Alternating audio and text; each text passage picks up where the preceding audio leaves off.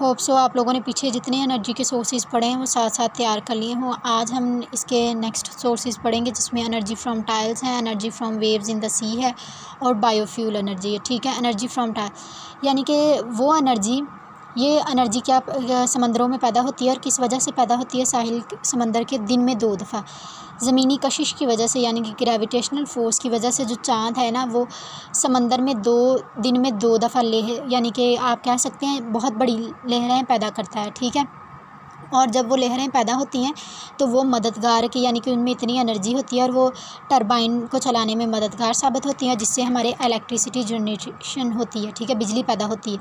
तो अब ये काम कैसे करती है? अब इससे हम एनर्जी कैसे हासिल करते हैं? क्या करते हैं कि बहुत सारा पानी एक जगह जमा कर लिया जाता है। ठीक है, यानी कि जैसे डैम है।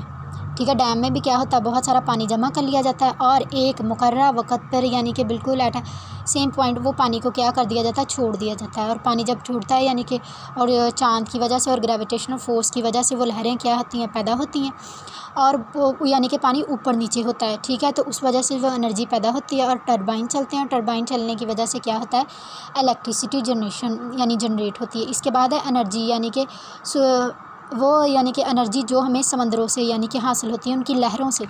ठीक है, तो वो 2 तरह की होती है, एक डग फ्लोट से हासिल होती है। ठीक है, बैलेंस्ड।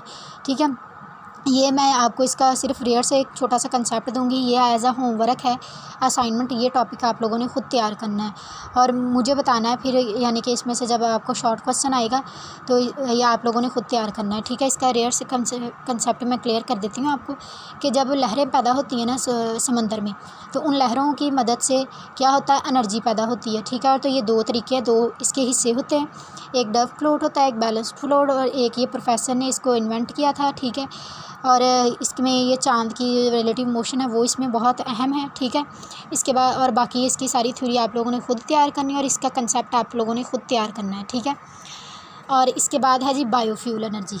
ये एनर्जी आमतौर पे ना बहुत इस्तेमाल होती है हमारे इर्द गिर्द गाँव में, बहुत रेयर है, लेकिन 212 में बहुत, जब हम प्राइमरी सेक्शन में तब वहाँ इस्तेमाल होती थी कि वेस्टेज मटेरियल से वो गैस तैयार करते थे। ठीक है, जो घरों में इस्तेमाल होती है उसको बायोगैस कहते हैं।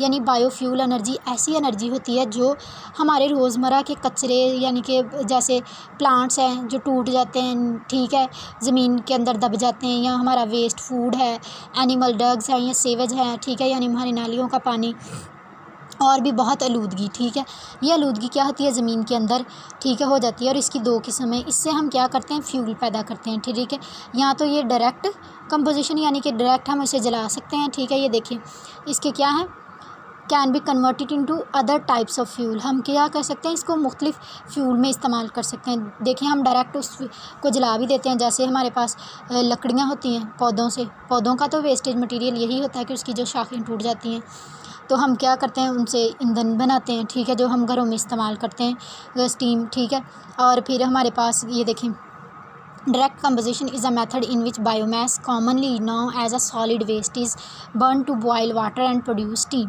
क्या करता है, बॉयल वाटर करने के लिए, यानी कि पानी को बॉयल करने के लिए इस्तेमाल होता है और उससे क्या पैदा होती है, भाप। और भाप जो होती है वो टरबाइन चलाने के लिए बहुत इस्तेमाल होती है, जिससे बिजली पैदा होती है। In another process the routing of biomass in a closed tank called a digestive process produced methane। ठीक है, रिच बायोगैस, ये सबसे रिच बायोगैस है। इन दिस प्रोसेस क्या होता है, हमारे पास ब्रेक डाउन होता है ऑर्गेनिज्म का, और वो क्या करते हैं, in the absence of oxygen, क्योंकि वो ज़मीन के नीचे दब जाते हैं तो ऑक्सीजन नहीं होती। ठीक है, तो वो क्या होते हैं, वहाँ रिएक्शन होते हैं और रिएक्शन की वजह से क्या होते हैं, देखें बायोगैस प्रोड्यूस होती है। ठीक है, बायोगैस जब प्रोड्यूस होती है वहाँ, तो फिर वहाँ पाइप आउट कर दिए जाते हैं and can be used for heating and cooking like natural gas, जो कि हम घरों में ये मीटर लगते हैं ना गैस के, वो इस्तेमाल होते हैं। और बायोफ्यूल से हम इथाइन यानी अल्कोहल बनती है।